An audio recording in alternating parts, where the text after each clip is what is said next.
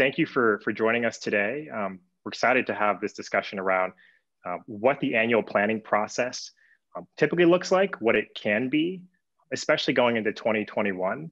Normally strategic planning is something that organizations have a variety of maturity about. And really what our goal here today to do is to have a discussion around what do we see as the best practices for getting into strategic planning? How should you be thinking about it?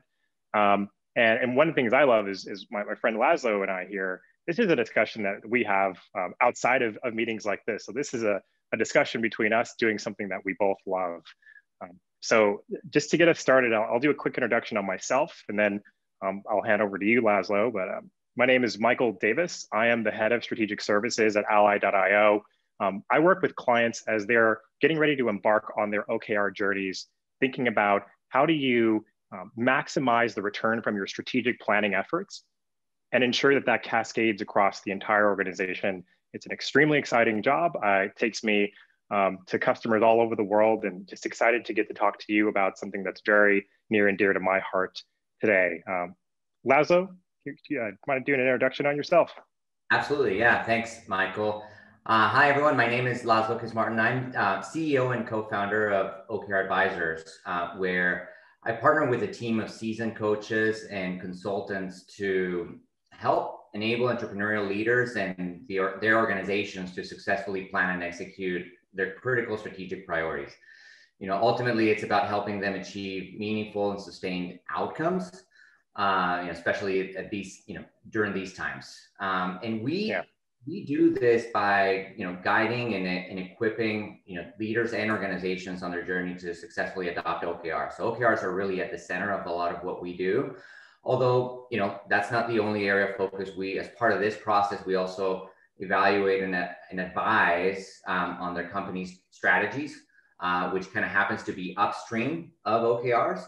And we also help organizations develop more effective and integrated agile business operating systems. So that's kind of underneath all the work and that happens underneath OKR. So, I'm great to be here. Happy to share some of our insights and what we've done together, actually, as part of our partnership here with Ally. Absolutely. We've done quite some interesting work together over the last couple of years in our journey. So wonderful.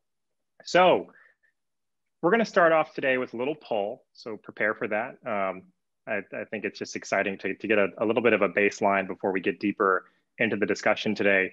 And then from there, we'll go over a high-level overview of what annual planning is. What is strategic planning?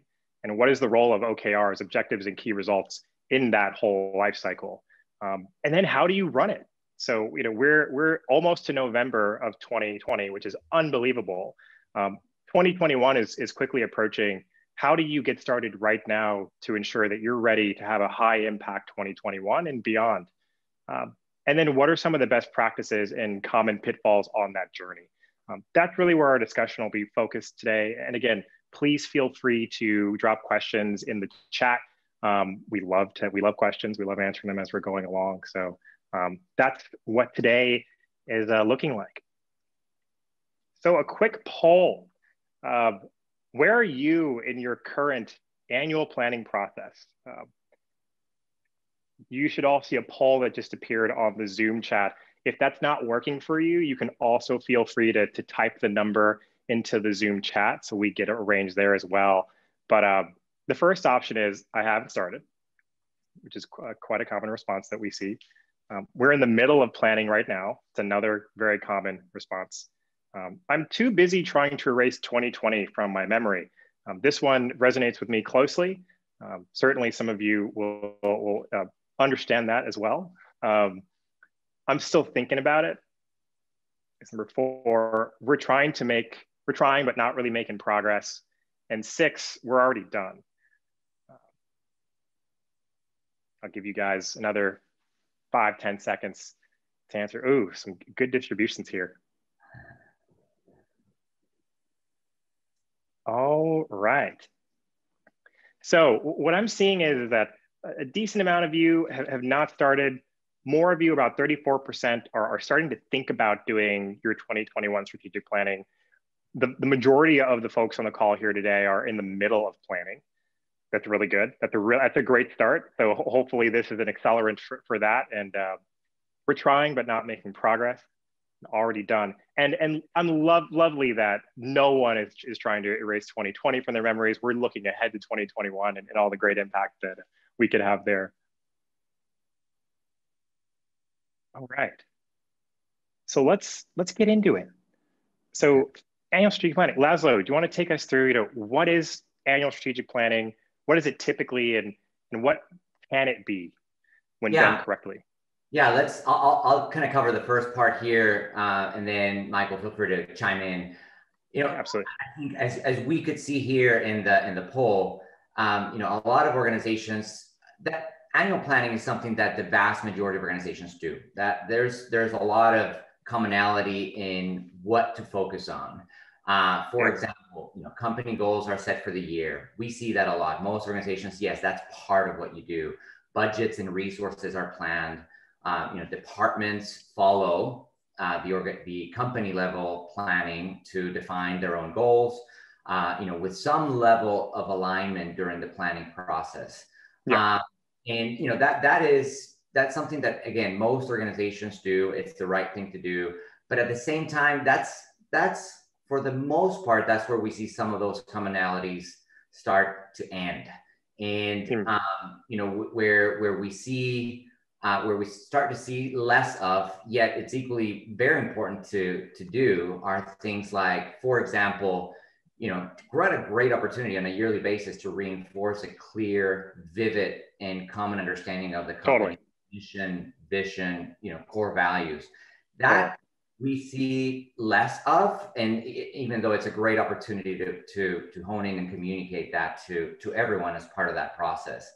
Michael, you want to? Yeah, I mean, I think so much of the passion of strategic planning starts when you have these sessions as a team. You're aligning and you're saying, like, let's remember, what are we trying to do here? Why?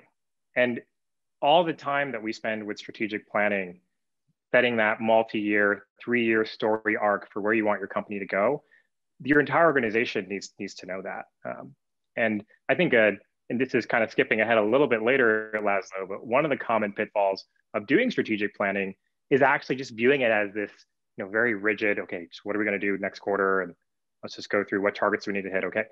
But there's so much more to it than that. There's the, like, again, why do we come to work? Why are we doing what we are doing? And to what end?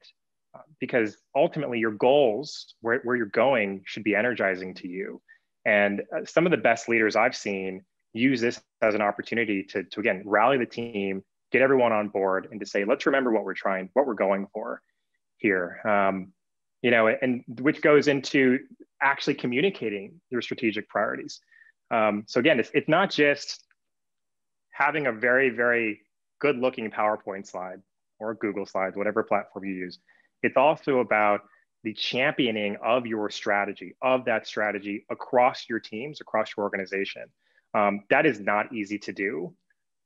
It's frankly why platforms like ally.io exist, because how do you reinforce the strategy, the objectives, and where you're going every day? Quite difficult to do. But I think that's one of the biggest things, Laszlo, that I see.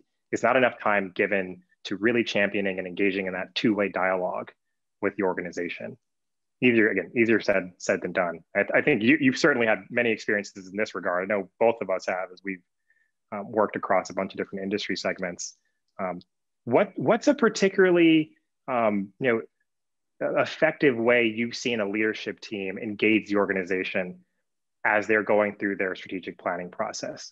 Like above the baseline, how have you seen that work really well? Yeah, part of that is what we're going to get into, right? But in general, obviously, you want to start to make sure that as a leadership team in the organization, that the senior leadership team is first following a process to look back at, how did the year go? Start with a retrospective, right? Start going through that process, understanding what worked, what didn't work, and then start coming up with, looking also at the 3-year, at your 3-year strategy, and how did the year that just go by how did you do if you had a theme, a core theme that's typically wrapped around a strategic thrust that you're aiming for?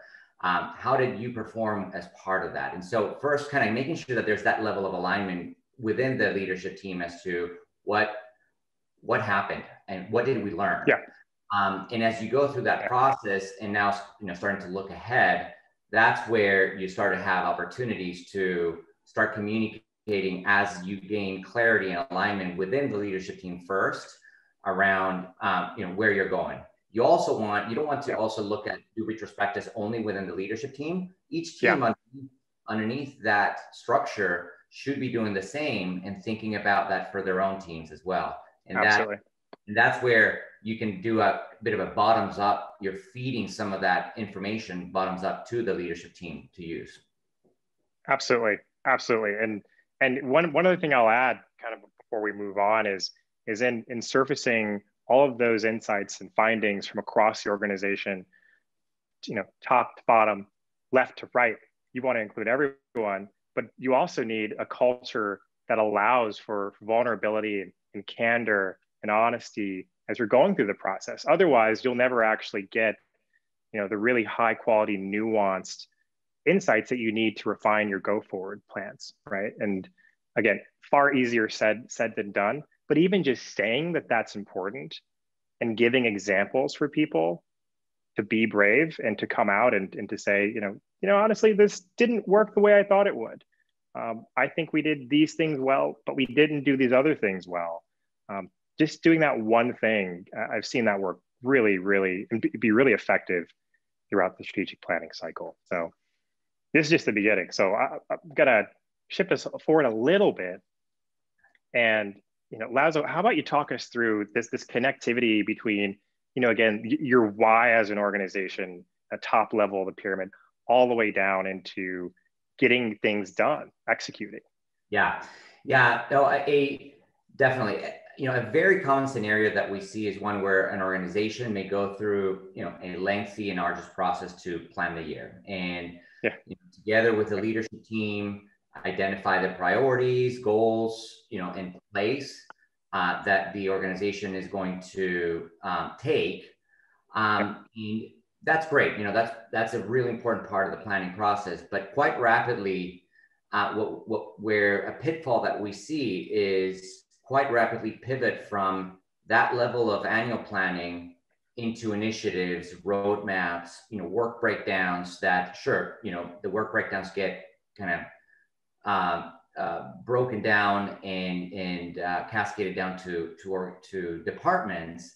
But then as they do that, they find themselves kind of mid-quarter, mid-year, looking at, potentially poorly performing lagging indicators without a clear and aligned understanding of what needs to be done to change or improve performance. So that's a very, very common pitfall that we see when we start engaging with organizations. And, that's where OKRs come in.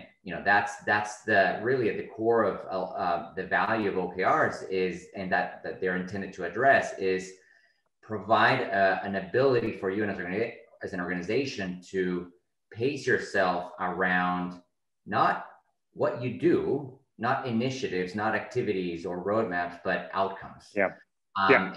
They naturally sit between, as you can see in this chart, they sit in between your strategy, your strategic intent of what you're trying to do for the year, and your day-to-day, week-to-week execution. They're that kind of glue that fits that strategy to the execution itself. So OKRs don't measure progress on initiatives or projects or activities. They're designed to measure progress against intended outcomes or results.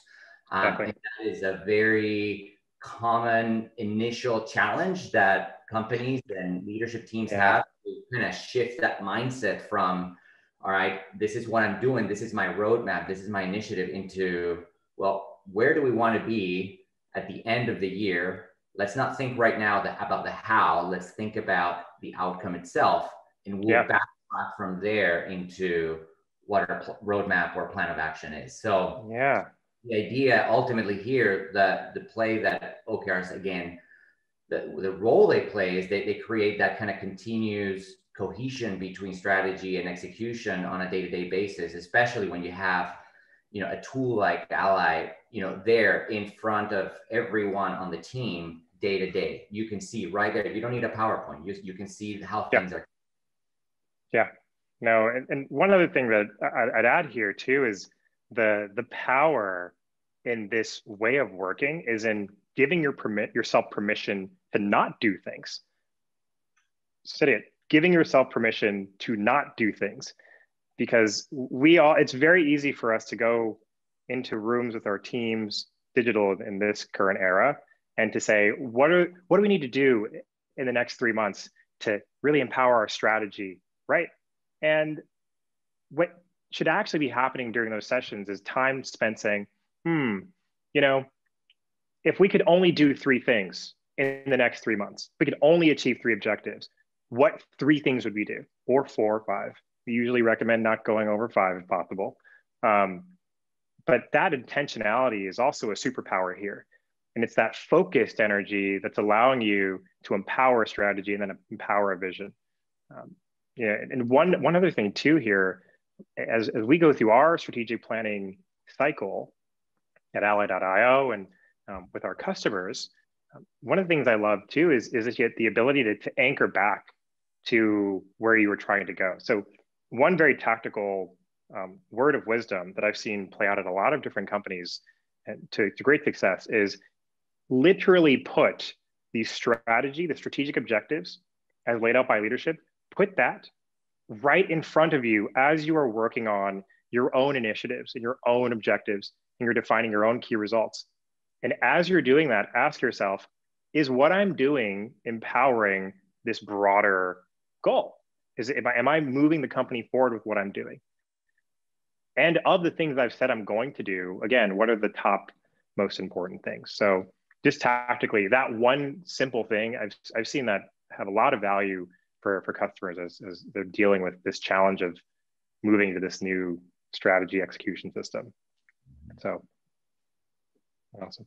Anything else to add here, Laszlo, before we kind of forward a little bit more? I think you hit something really important is they help prioritize. What do you say no to? That's so hard to do many times. It's knowing what are those critical few priorities that we've identified that map to that strategy. We do get a lot of questions about, well, what about the business as usual? What about our day-to-day work? What about our operations? Why can't they make it to the OKRs? And OKRs are not designed for you to put all the things you do in them. They're really designed to identify the critical few things that you need to achieve to ultimately achieve that strategy. And the strategy is all about moving your company from point A to point B, whatever that may be, right? And to make that shift, that strategic shift, you may have capability gaps, whether it's around people, technology, processes, and those are the things that you need to focus energy on to actually move the company from one place to another, because business as usual just keeps the lights on, right? And there's a place for tracking and measuring that. You can have, scorecards that are kind of measuring all of your KPIs. That's fine, but OKRs really are meant to, again, get that focus to achieve your strategic shifts. Love it. I love the intentionality. It gives me permission to do less and to focus in, which ultimately gives me more time to be creative, to think about special projects, to enjoy things outside of work. There's a very, very big benefit to doing this right. Yeah. Awesome.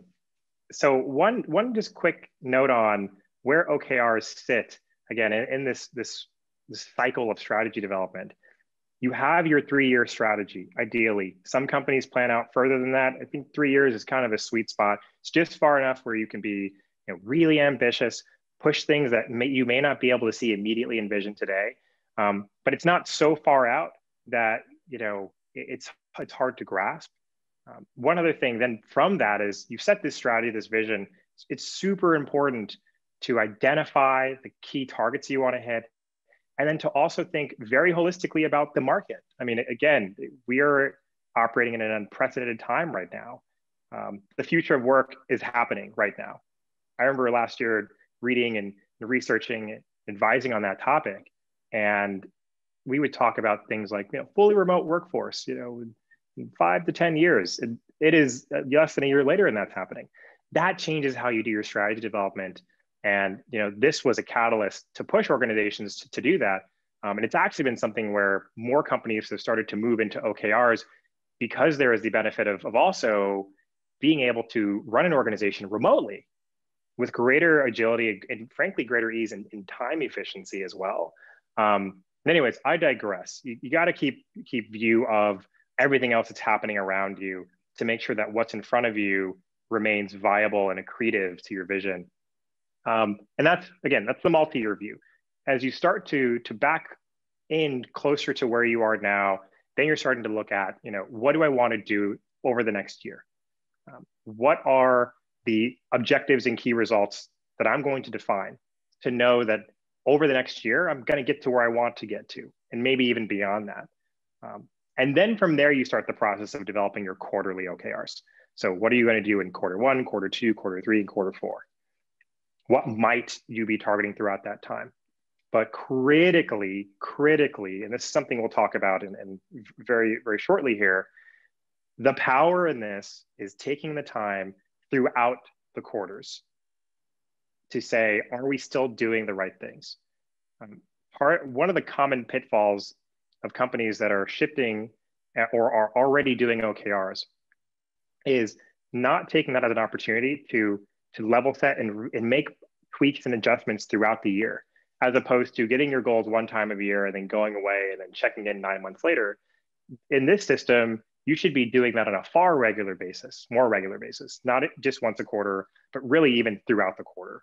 And we'll share some perspectives on how to do that as well.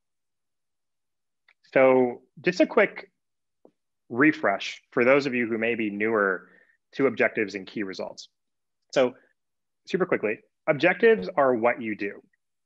Key results are how you know you did them. Objectives tend to be things that are actionable, ambitious, they're time-bound. Key results tend to be a little bit more quantitative, specific, and progress-based. When I think about an objective, some things that are a good test for, do you have a really good objective, is this exciting to me? When I look at this objective, am I excited about doing work to make that a reality, to achieve that objective? That's one good test. For key results, one of the really, really easy things or not easy, but more common things we see is it becomes a list of projects that you want to do, or it's not specific. A good key result is something that you can go throughout time and measure how you're doing against that key result, right? Not that ambiguous. Laszlo, what would you add to this? A couple of additional comments I think that are important is, you want objectives to be clear, right? You want them to give people direction. If they're too long, if you have to breathe several times to finish a sentence, that's a too long and complex an objective. Totally. You don't want it to be too short where it's just too generic, right? So being ambitious and aspirational, absolutely very important. But knowing that, also keeping in mind that, again, with the right platform, people will have this ability into, well, how is this, what does this real objective really mean? As you are never really intended to just look at that sentence alone as the objective. It comes with the key results, and the key results really are meant to be kind of those 2 to 5 data points, right? 2 to 5 data points in terms of outcome or results that give you that evidence at the end of the quarter or at the end of the year as to whether you achieve that objective. So they are, they're that kind of, those data points, like you need, like a GPS needs 3 data points. Well, with results are some of those data points that you want to be able to see and to call victory for that objective. Yeah. And by the way, you have thanks for the questions that have been coming in over chat. We'll address them mostly near the end, but as we go throughout it, if we see one that matches to what we're talking about, we'll certainly address it. And Juan, you had a good question around any examples of aspirational OKRs. And I'll share one of Ally's. One of Ally's OKRs is win customer love and trust. Think about that. It's really ambitious. It's short. And underneath that, we have a whole other set of key results that help us understand, are we doing that? Are customers responding to our product in the way that we want? Are we delivering certain offerings to help them? Are we making sure that they're empowered to learn about OKRs and how to operate in a new operating model where your company is moving faster than it may have been before? And we have very specific metrics that we're tracking. And again, it's just like Laszlo said, it's like 3 to 4. It's not that many. But there are things that then we can anchor back to every single day. And we do to know, okay, today I need to do something that's accretive to these key results. And if I do these things, then I'm hopefully achieving, winning customer love and trust. That's one very personal example, because it's the one that I look at every morning.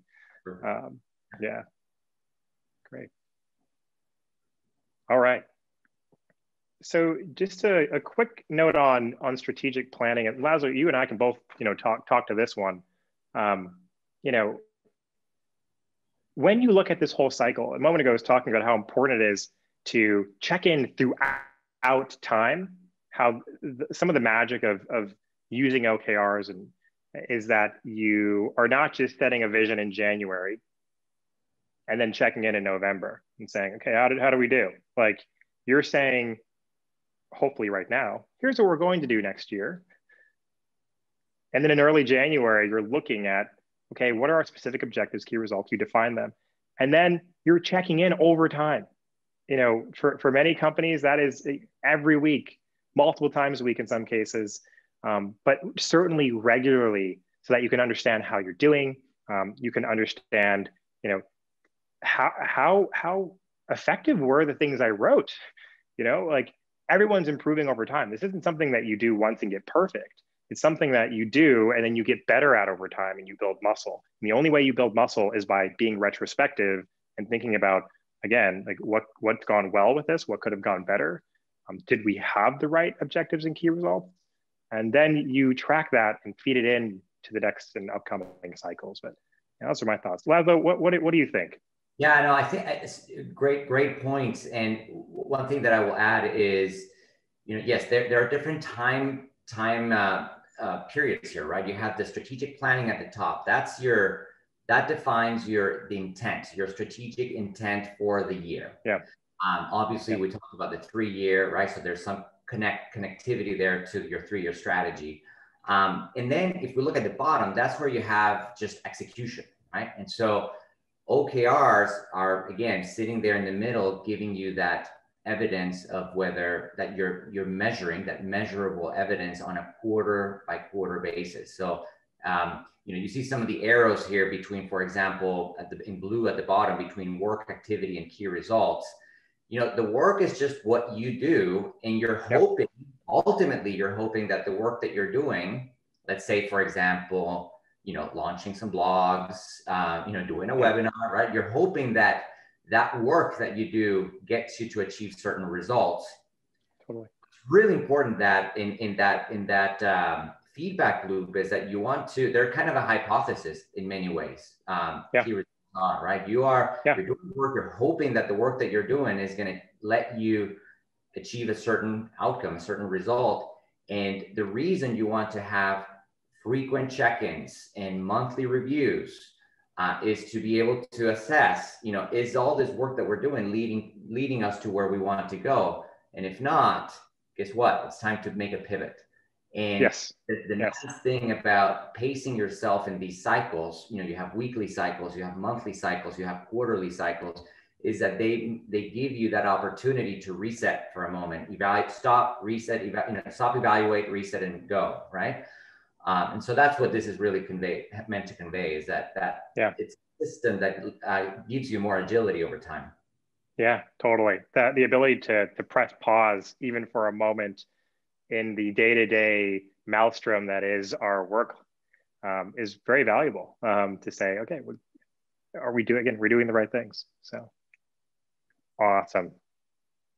So how about we pivot a little bit into running an effective annual process? We've talked a lot about the high level of strategic planning, connecting your mission, vision, and values to your strategy, your objectives to empower that strategy, and then your key results that are that. Again, I love, Laszlo, how you articulated that, the hypothesis to know, how are we doing?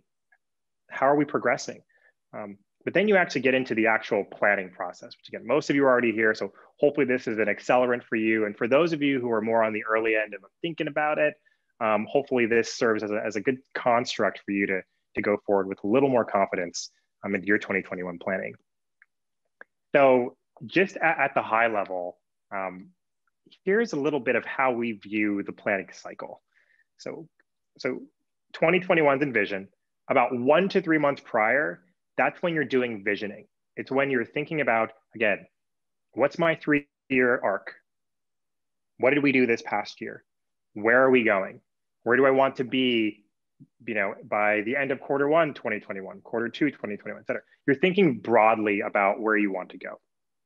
And that's a really sometimes lengthy, challenging process, especially if you're truly involving folks around your organization. It takes a lot of time to engage in that discussion, which is why we recommend starting early.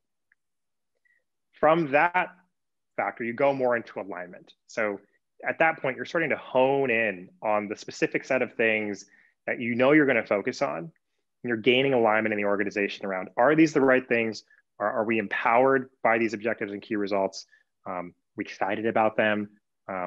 What might we be missing? And have we addressed the pitfalls and the shortcomings that we experienced in the prior year?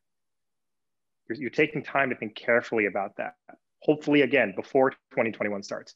And then in the first few weeks of 2021, you're really getting into more of the enablement of this cycle. So getting even more specific, more laser focused, and you're setting yourself up on a foundation for high impact throughout 2021. That is like a high level view of how we look at strategic planning. And Laszlo, I love this because Laszlo and I are speaking pretty regularly, and I loved the articulation we were talking about this. Anything to add before we get into the details and you kind of walk us through some of the specifics? No, I think you at this level you covered it quite well. Let's just dive into some of the details. I think it's for that. All right, great. All right, kick us off, Laszlo. Yeah. So as part of that visioning process that Michael talked about, think about what needs to happen. I'm going to just quickly kind of walk you through that process at a high level. This is meant to be, obviously we can't dive into every single detail around what happens in this time period, but to kind of paint that picture, you start, as we talked about before, there are various levels of retrospective that can happen. That you can have retrospectives within the leadership team, departments and teams underneath that at the beginning start to talk about how did this year go, and you start to use a lot of those lessons learned to feed into your planning as you look ahead. And so once you have, and also not just looking at lessons learned or what didn't work, but it's a great opportunity to also celebrate the wins. That's a great point. It's a great point. Yeah, many times organizations we're all so focused on what's working, what's not working. We sometimes forget, let's celebrate these wins, even if they're not, even small wins, right? But then at some point you want to start to assess how are you doing? Again, we talked about how did we do as it relates to this year in context of our 3-year. Are we on pace? Are we where we want to be? What has changed in the market? Look outside, right? What's changing in the market? Are there new trends? Are there new players?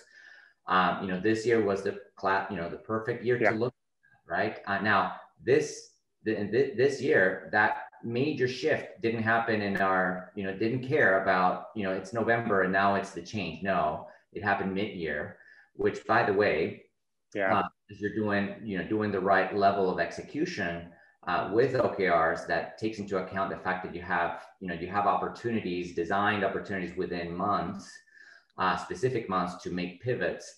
We had many of our clients that we're coaching that were in the middle of doing their OKRs. They said, "Wow, this is February, March, COVID hit, and they said that we're so grateful that we actually have this in place to be able to pivot, right? Yeah. But anyway, I digress a little bit. What are those themes, right, that emerge for the year based on where you're at and what you're assessing from the market, and the capabilities that you need to build? And so as you look at the year ahead, what are the big rocks, the strategic thrusts that you need to push for? Identify the gaps in tech, people, process that you have to overcome. And then what are those metrics, critical target metrics, KPIs that you want to achieve? That's where you start to look at not just capabilities, but also numbers. Very important, measurable numbers. Well, revenue, it may be stores that there's a wide variety of target metrics that you need to keep an eye on, and identify what are those results, measurable results that you're going to have to track, right? And ultimately, you want to build that kind of, you have as an organization, you start to come up with your list of 10 or so strategic priorities, 8 to 10 to start. You may, as part of a brainstorming session within your leadership team, you may start to come up with those. Then you need to kind of prioritize and turn those into your 3 to 5, more than likely about 5 objectives that are the O and the OKRs for the company. Absolutely. Right. And then and that's a process that just, it takes, at first, it is difficult. It can be a little bit, that's an area where we help facilitate that process at first for companies that are not used to doing that, and just helping them stay away from common pitfalls. But once you have those objectives, those kind of 5 or so critical few top objectives, then it's time to look at the key results. What are the key results that, again, are going to be that evidence that you want to see in terms of measures, metrics and measures that you need to achieve throughout at the end of the year, right? Because again, we're annual right now, right? So you're looking at, what does success look like at the end of the year?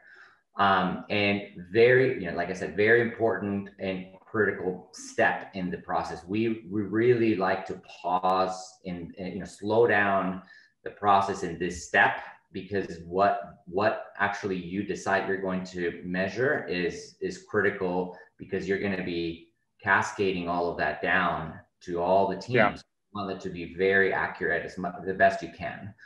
And that's where the other reason why this process is so important is, this is where the leadership team, within the leadership team, you really build alignment.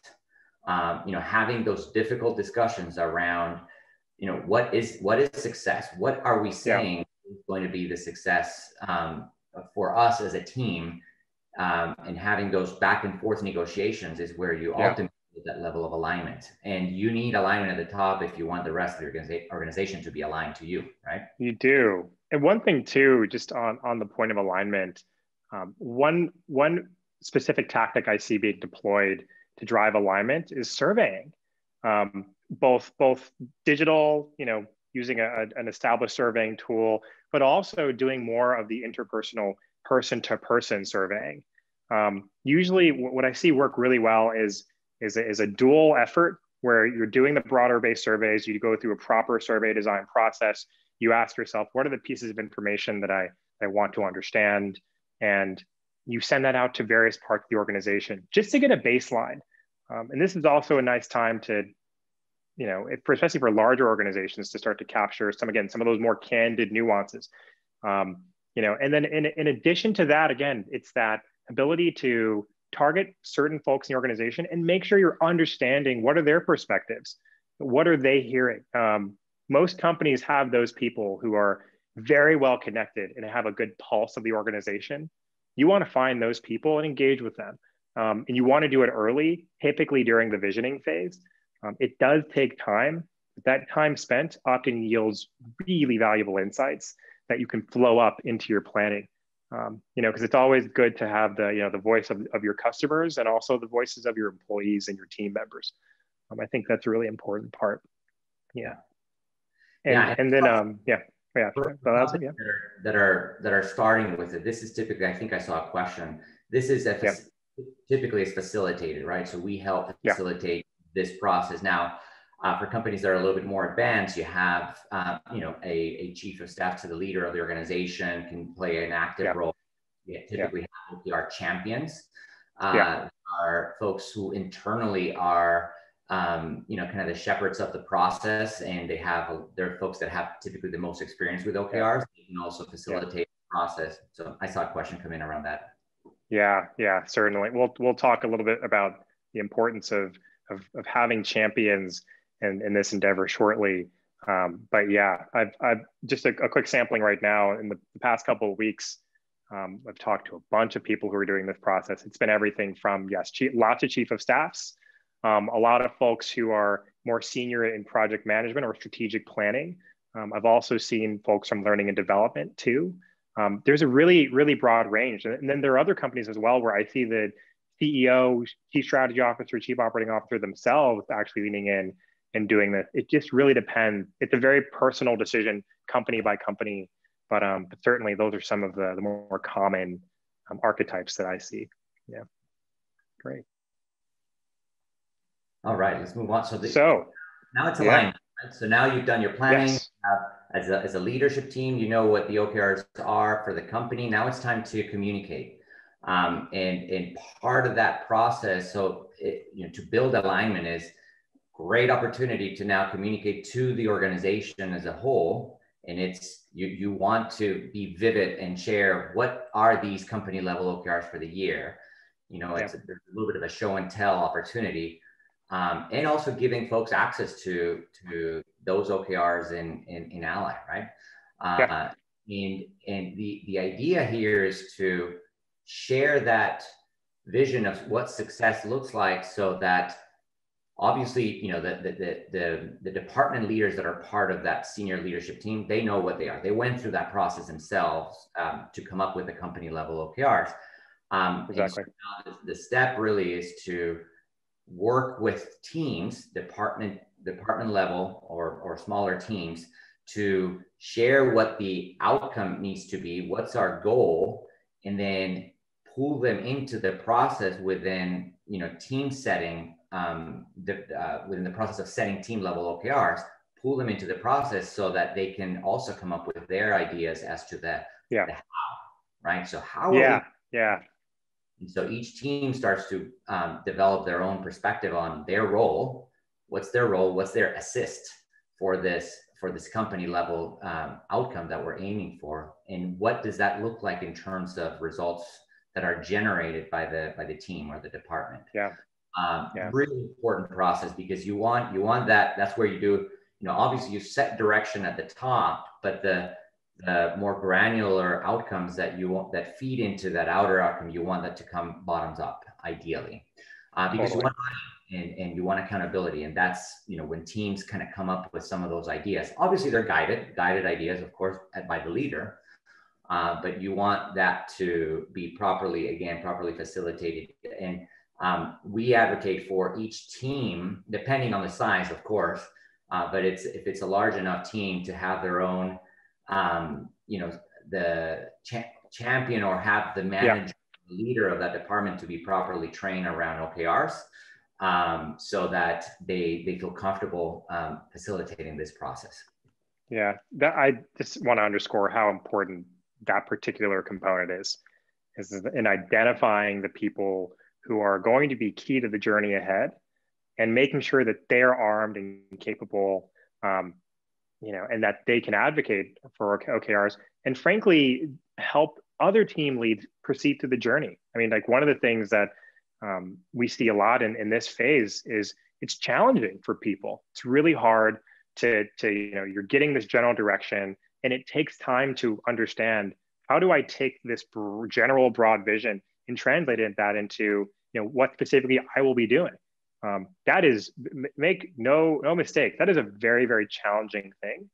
And by the way, we have a bunch of really good resources on our various websites that help to kind of go through this process, by the way. But level setting expectations while you do that is so important. Telling people, letting them know, it's okay that this feels difficult. This is going to be challenging. It is a muscle that you are building just like anything else, and it takes practice. Letting them know, the resources they have available, sending out content. Again, a lot of this is available on our website to help them proceed through that process. Really, really important. And so just one thing, level setting is super important. Awesome. I know we've got about a little under 12 minutes left, so I'm going to keep pushing us forward, Laszlo, and then getting into fast forwarding to 2021. You've set your vision, you've gone through alignment, and now you're starting to make some tweaks and fine tuning. Give us your perspectives on this in this phase. Yeah, no, here you're assuming you already have department level OKRs, you have your company level OKRs. Now it's about getting ready for that execution and things you have to think about. Again, some of this varies depending on whether you're brand new to OKRs or whether this is your, let's say 4th or 5th quarter doing this, right? So if you're more advanced in the methodology, you obviously, you have a rhythm of how to do this, and you're presumably doing it pretty quickly. But yeah, it's really about getting ready for execution and setting the pace. And so you have to think about, okay, how is execution going to take place? Once we hit go, once we have all of our OKR set up, then what is that process going to look like? So you want to make sure that you're communicating to the teams, the frequency of check-ins, for example, in the tool versus in person, right? So how are we going to have conversations around our OKRs? And remembering that these conversations are not about, you don't want them to be about a status. It's not status reporting, right? So what you want to drive here is critical conversations, really important discussions around what's working and what's not. And one thing that we haven't quite talked about is about ownership of the objectives and the ownership on key results. One of the things that are critical in this is having ideally a single owner who's accountable for the achievement of that result. And so that, from a key result perspective, you want that person to, signal to, a manager, signal to the rest of the world as soon as, within the company, of course, as soon as you're starting to feel that you're losing confidence on the ability to achieve that outcome, that result, you want to signal that to the organization and start having those critical discussions. That's key, so that you catch those things early on. And this is all about, again, we talked about leading indicators versus lagging. You want to catch some of these things as early as possible. So again, how are you going to have these conversations? What's the frequency on the tool versus in person? And then, obviously you want to have already your schedule of monthly reviews. So you may have your weekly check-ins. They're meant to be lightweight, updates around how things are going. But on a monthly basis, you want to pause for a second and assess how are you doing against the actual, target that you're aiming for, and then what's working and what changed. The monthly is there an opportunity to reprioritize potentially as things change. Internally and in the market, you have an opportunity to prioritize one OKR versus another potentially. And as a leader of both the organization and teams, you need to be ready to provide support as soon as your team or individuals ask, be that servant leader, right? And one thing that, again, by having this kind of visibility, you can kind of see how the trends, right? Who is struggling a little bit? Who is starting to trend? The key result is starting to trend, not so much in the right direction. Great visibility into that, and I can provide support. Yeah, I love that aspect of it too, especially as you're going through. You're able to leave a comment on something to say, oh, this really didn't work the way that I needed it to, or I set this objective originally, and I just don't know if this is still, relevant or not. Having that commentary from your people is super important because it allows you to have a discussion, and it allows you to understand why or why not certain things are happening. Which leads me to one key thing when it comes to your OKR platform. So when I'm in ally.io, one of the things that I'm doing regularly is checking in and closing OKRs as well. So, I mean, that's so important too, is as you start to get into enablement and you're going through this cycle of meetings and check-ins, as Laszlo has spoken about, as you get to the tail end, it's also important to let people know, like, you're going to basically close these out. You're going to say, okay, good, we did this thing, pencils down, so to speak, and now we're going to review. And it's important that people know that that's going to happen really early in the journey so that they are prepared later on. And then you want to make sure that they know that all throughout as well. Great. Great. I want to leave some time for Q&A as well. So let's go forward and we'll quickly run through a couple of other things for folks here, just to one, let you know where do you go from here, and then quickly talk about some of the best practices we see and the common pitfalls, some of which have already been covered. But you know, where you go from here really is, first things first is run your slingshot. Ask what has gone well, what hasn't gone well, what could have been better, what do I want to start, stop, continue. Take all of that insight you get from asking those questions of a broad swath of your organization and lead that into the refinement of your strategy, both at the multi-year level and then at the more one-year near-term level. And that's when you start thinking about, what do I want to be able to say I've done by the end of 2021?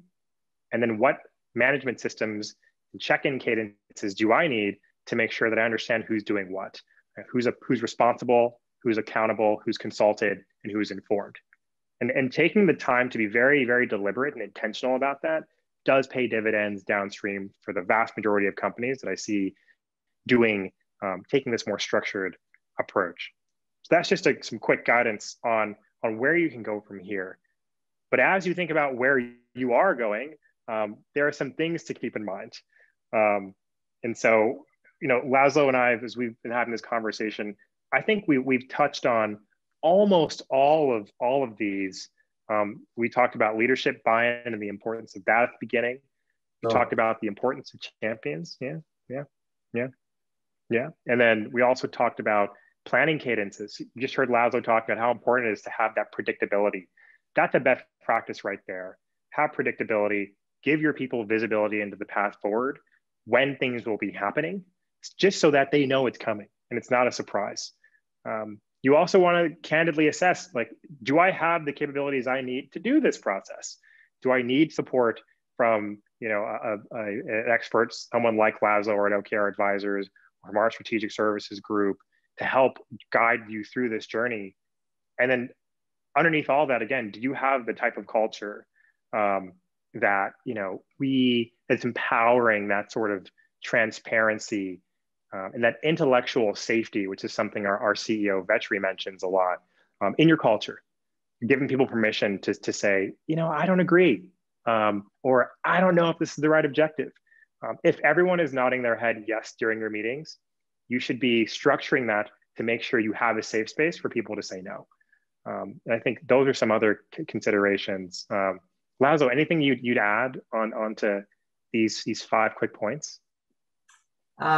You know, I think one, which is actually part of the next slide, is really don't underestimate what it takes at first, like the very first. Yeah. It seems like such a straightforward, simple methodology, right? It seems like such a, when you look at it first, like, okay, well, I get it. And, you know, that's a very common pitfall that we see, which is underestimating all the intricacies and all that. I mean, and the change leadership that's required here to push teams through this, and to get them to be advocates of the process. It's, you know, it's not this is at first, it's a significant change to operations and mindset and how you think. And so don't underestimate it. Totally. But once you do it, sage advice. And if done well, you do start to get benefits from that first cycle. You actually, before you even execute, you know, it's such a great feeling to see when you see, you know, clients and leadership teams, you know, struggle at first, and then you see them go, there are those aha moments when teams go. I love those. Yeah. Those are the moments we live for. And it's great to see that happening. Yeah. Awesome. But before we kind of close out here, just some common pitfalls to leave you with. We'll start going through. How about, Laszlo, we take this back and forth maybe. So I'll take the first one, which is OKRs are done in a vacuum. Earlier, it was pointed out how some of the best teams that I see doing this OKR process make sure they have the high level strategic priorities in front of them while they're going through and thinking about their own OKRs. That's a really, really good practice. Doing your OKRs in a vacuum where you're just thinking about your role, maybe a little bit of the people around you, is not how they should be drafted. They should be drafted starting with team level engagement, awareness of where the company is going. And then from there, yes, that quiet time of introspection, thinking about how you actually go after this. That's one I see coming up a lot with our customers. Yeah. The second one is also common for organizations that try to do this on their own. And this varies depending on the size. Like if you're a very small company, that may be okay. But mid to large organizations trying to roll this out across the whole company right off the bat is just too much to ask for a company. There are just too many things. So what we advocate for is first start with the leadership. If the intent here is, start with company level, right? So if the organization that's starting OKRs is indeed not a department, but the leadership, then start with company. Maybe there's an opportunity potentially to cascade one level even within a cycle, within that first cycle potentially. But stay there. Don't try to roll out to individuals and the company as a whole. That's way too much to ask. Yes, it is. It is a lot to ask, which gets into how you track those different OKRs. So I won't talk too much more about this one. I think we've already underscored how important it is to have a good platform to track these things. But if you can't check in, score, and see how things are moving in real time, you are not capturing the full value of being on the OKR methodology. And that's a big area of focus for us personally. And I'm trying to think, Laszlo, of the ones we have not covered during this session. We've covered the measurable outcomes, being revisited and revised.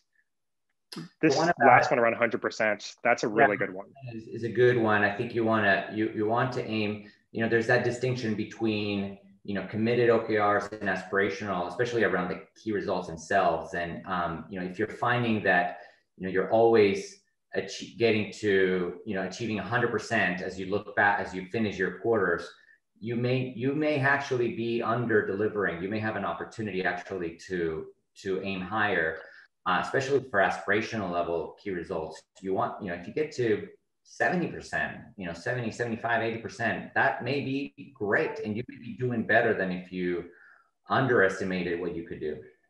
Yeah, that's a really big one, and gets back to the idea of intellectual safety too. Yes. And knowing, before, if we got to 100%, that's really, really great, team. Now it's, okay, you got to 80%, that's really, really good, team. 90% is like, you're going above and beyond. And 100% is, or beyond that, is you have totally smashed the objective. But you should be setting stretch goals and feeling okay about the fact that you didn't hit 100% at the end of the quarter. That is probably the hardest behavioral shift in this journey, or at least I think it's definitely certainly one of the top 5 most difficult ones. But once you have managed that factor, and you have to manage it over time too. It is not like a say it once and walk away again. It's say it once and then reinforce throughout meetings, throughout touch points. That's when you start to experience some of the magic of that higher maturity OKR operations. So the next one, and I won't cover the last one around tracking and spreadsheets. I think we've talked about this, but protecting the time to think strategically is so important. This process takes time. It takes a lot of time. That's why we recommend starting it now or even earlier than now, because you need to have that space to think, have that space to iterate, to collaborate with your teammates. What you don't want is a chaotic last minute process the second week of January to close out and to refine your OKRs. You really want to, by that point in time, have a fairly developed point of view around where you're going. And by that first, second, third week of January, you're making refinements. So those are some other key things. Wonderful. And thank you guys for the questions throughout. I think we're a little over time, but maybe we can at least take one question that we received before the call, Laszlo, and I have thoughts, and this is from Renee. And Renee, I'm going to paraphrase your question a little bit if you're still on the call here. But Renee's question was, how do you set up OKRs in a way that empowers internally facing teams? So a lot of a company's OKRs tend to be more facing towards the external marketplace. How do you do one that's more focused on a team like operations, that's more focused on how do you enable a company? I have perspectives, but Laszlo, curious, do you have any initial thoughts? Hearing Renee's question. And I think part of the question was, well, how can a team that's supporting or driving or leading operations attach to an OKR at the company level if most of the OKRs are externally facing? So one thing to think about is, well, if you recall what we talked about in terms of the strategic shift, right? If the company is indeed trying to make that shift, are there impacts or are there things that operations needs to do to, I don't know, reduce the time to get some internal processes done? So there's, process improvements. Are there critical things that need to be done internally that do ladder up at some point to those company level OKRs? So one is, well, you could create an OKR at the company level that is about, it's about, internal improvements on things around operations. That's perfectly fine. Not all OKRs need to be externally facing. Totally. However, even if you have OKRs that, let's say the majority of them are externally facing and your operations trying to ladder up to or align up to an externally facing OKR at the company level, there could still be links and OKRs that are created somewhere in the middle. There are those translating OKRs where you start to make those connections. And even if still there isn't a clear path, you can still have your own department OKRs that are all about what operations is going to achieve. And so that's another thing you can do. Michael, if you want to add to what I mentioned. Yeah, I think just one more thing I see when you're talking to specifically operations focused leaders is that you need to also have a seat at the table from the very beginning. And this underscores the importance of starting early and making sure that you have each key function, each key enabling area at the table, so that you're a part of that process and that your top company level OKRs are addressing not only those external factors, but also the internal ones. One of the things that we love to recommend is, have an objective focused on people, have an objective focused on where you're promoting your offerings, have an objective focused on profit, and have another one focused on process and infrastructure too. And that, just like all other objectives and key results, there's certainly the measurability of it, but that too can be bold. For example, for a very high growth company, you might have an objective that is around, refining your operating machine and getting to a certain level of performance as measured by a to be determined key performance indicator, for example. But you should also be bold about your abilities, your company's infrastructure, and making sure that you're ready to meet the challenges of tomorrow. And that never stops for any of us, whether it's people, process, technology, data, or being able to respond effectively to all of the shifts that are happening in the broader business environment too. So those are some of the ads I'd have for an ops team. Great, Michael. There was a follow-up question within that, which was about, is it okay for an objective to span multiple cycles, whether it's quarters, as stated, right? Multiple years, and the answer is yes. Yeah. It's what you'll find is there are a lot of guidelines around how to do OKRs. You can get very granular into details, and we will cover more of those mechanics on other webinars and other sessions that we'll hold over the coming quarter and the next year. But I think one of the really big things is being okay actually having some continuity, which makes sense. again, you're thinking about the 3-year vision. You know, you have your Mount Everest, you're defining your base camps along the way to get to the peak of Everest, so to speak. You're on one consistent path. So we certainly do see many companies having a high degree of alignment year over year. What we see more movement in is that those, the lower levels of the organization that are having to shift and adjust, usually with a little more granularity. But it's, again, OKRs are very personal to each company. So I think we see a lot of changes. Awesome. I know we've gone a bit over, but hopefully this was valuable for everyone, for those of you who joined us live, and for the many of you who are going to see this recording after the fact. Thank you so much for your time. And Laszlo, thanks very much for joining me. Always a pleasure to get to chat with you about this thing that we both spend a lot of our time doing. You know, from here, please join us for our next discussion on November 10th, annual planning, how business leaders do it differently. Follow us on LinkedIn as well. Please feel free to reach out to us if you have questions. And then if you're interested in learning more specifically about ally.io, please we have a free 14-day trial, or contact our marketing team at marketing@ally.io, or the OKR Advisors team at info@okradvisors.com. Thank you very much, everyone.